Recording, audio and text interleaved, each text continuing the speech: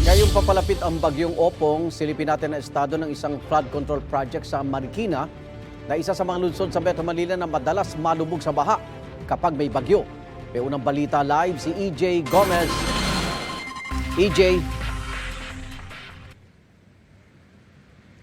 Igan, ngayong ngang may inaasahan na naman tayong bagyo, binisita natin ang isa sa mga flood control projects dito sa Marikina City para alamin ang estado ng proyektong aabot sa mahigit 17 billion pesos ang halaga.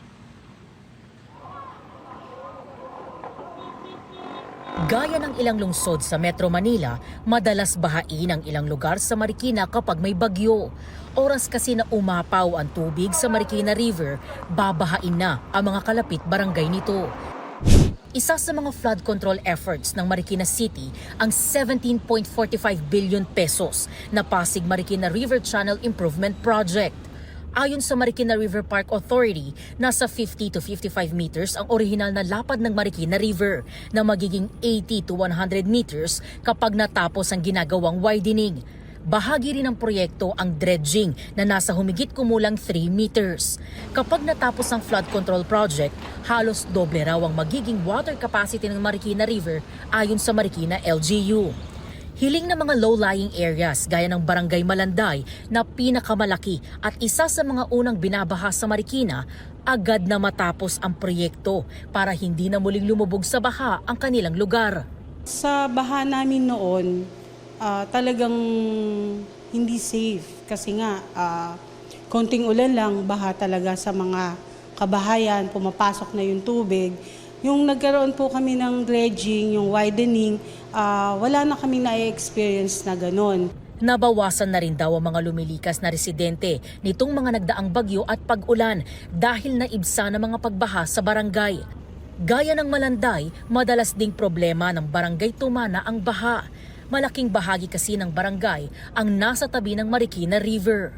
Nung time nung Undoy, grabe, isang lubog na barangay ang aming barangay. Ngayon, maraming progreso dahil ultimo ang barangay namin, kahit konting ulan ay hindi ganoon nangangamba ang marami sa amin dahil nabawasan ang pumapasok na tubig dahil meron mga gravity wall, may mga pumping station, widening ng ilog, at ganoon din ang pagpapalawak ng mga kanal at nagkakaroon ng underground tunnel ng water na dinadaanan ng mga tubig kanal. Sabi ng Marikina River Park Authority, Setyembre nakaraang taon pa sinimulan ang malawakang dredging at widening ng ilog. Isang taon makalipas, mas lumawak na ang ilog. Ilang bahagi rin ng mga isinarang kalsada ang bukas na sa mga residente at motorista.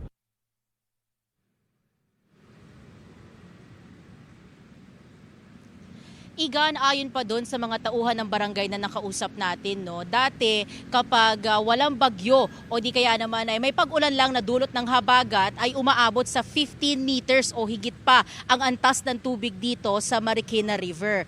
At nitong mga nagdaang bagyo, partikular itong bagyong Nando, no, wala naman naging alarma. Umabot lang sa pinakamataas na 14.4 meters ang antas ng tubig. Ang first alarm kasi dito, no, ay kailangan nasa 15 meters hudyat yan para mag-evacuate na yung mga nakatira sa mabababang lugar. At yan ang unang balita mula rito sa Marikina City. EJ Gomez para sa GMA Integrated News. Igan, mauna ka sa mga balita, mag-subscribe na sa GMA Integrated News sa YouTube para sa iba't ibang ulat sa ating bansa.